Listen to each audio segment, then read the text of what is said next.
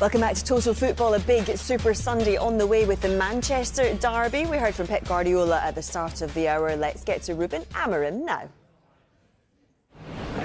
Deadline day with bringing in a player in Senne Lammens. Just wanted to ask you first of all, how pleased were you to get him over the line, and what do you hope for him to bring to the team? We are really pleased. He's a goalkeeper with a lot of potential. I know that we are in the moment that the goalkeeper needs to be really strong and have a lot of experience. But we are also in the moment that we have to look at the present, but also with a focus on the future. So it's a little bit both. A guy with a great potential, that is one more option to play, and it will be ready. You touched on it a little bit there, but United were linked with a few other more experienced goalkeepers, like Martinez, for example. So, in the end, what do you think Lammens can really bring in the present? I mean, could he start on Sunday? Yes, sometimes you as a club, you try to see different options. Sometimes you are able to do one option or another. We have an option that can give us different things in the moment, but also has a great potential to be our goalkeeper for a lot of years. So that was our choice in the end. Ruben, have you decided who will play in goal on Sunday yet? Yeah. And how did you come to that decision? I don't expect you to tell us who, but how did you come to that decision? No, it's the same thing that I do with different positions. Of course, it's not the same, but Altay is going to continue because we need to. It's a different league, it's a different country, different trainings, different ball. So we'll try to maintain that, and they will fight for the position. So for me, for this game, it's clear Altay will start. It's a show of faith in Altay, though, as well, isn't it, for you? I think sometimes is to connect even with Andre. We saw Andre Onana did a very, very good season in Inter. The quality is there, but we are in the club sometimes. In the moment, things are is getting harder and harder, and you can be really experienced. But in this club, the pressure sometimes is so hard on every detail. Sometimes you need a change. So we believe a lot in our goalkeepers. I believe in Altay. He's ready to play, and he's going to play. Thank you. Ruben, could you just update us on the injuries that Matheus Cunha and Mason Mount and also Diogo Dalot? They are out for this game. I don't know how long it's going to take. We need that guys to be a very, very competitive team. But we have very good players that are eager to play. So we will be competitive on Sunday, but they are out. They cannot help us in this game.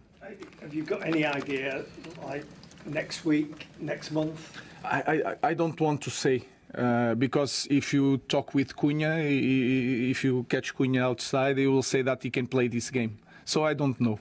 We'll manage day by day, but they are pushing really hard, and that is a good thing. Go into Sunday's game. I think it's the first time in almost 5 years that United go into a derby above City in the table. How do you assess the challenge that they present in this moment, given the start they've had?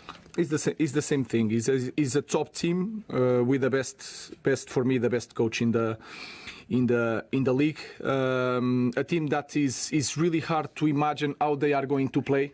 They change all the time. But we are prepared for that, and we believe in our team, and I have that feeling. So it will be a very good game. We know what to do. We have one more training. The table in the moment, it doesn't matter. Well, I'm just worried about maintaining the same principles, the way we fight for every ball, these small details that sometimes we drop a little bit, not in these games. So I'm more comfortable in these kind of games, but we will be ready against a very, very good team. You obviously won at the Etihad last season. How different a team are you now than you were then? I think we are a better team. I think if you see any aspect, if you see the data, we are a different team. We are ready to play the game, but we have to show on Sunday. So I think we are a better team today. Samuel, then Lauren. Hi, I'm sure you're aware there's this long sequence of an academy player being in a United match day squad dating back to 1937. You've got 4 academy players in the team, in the squad now. Would you, going forward, always ensure there is an academy player, or would you not be afraid if the circumstances were right? We want to maintain. I don't want to be the guy that broke that record or that idea. And if you see the past of Manchester United, is built on kids that grew up here and stay here for a long time. I think that should be our goal in the future. So I will try to maintain that. That is for sure. Hi Ruben. After the Grimsby game, you mentioned that during the international break you would look at things, maybe fix things. I just wondered, is that on the training pitches? How's that been for you this week? And also, maybe also talking with the hierarchy at the club? Oh, I did everything. I watch a lot of games. I try to understand different things. I talk with Jason. I talk with Amar, trying to anticipate scenarios. We had the market closing in this break, so I tried to do everything in this kind of breaks to prepare the future. So I did everything. Hi Ruben. You obviously know Hugo Viana very well. Worked with him very successfully at Sporting. Are you still in contact with him, and do you think that understanding of each other, does that benefit you in this game? Does it benefit him? No, it has no influence. We have different jobs. We have different clubs. We have having dinner all the time. We don't talk about football. So I'm red, he's blue, but we are really, really close friends. That will not change.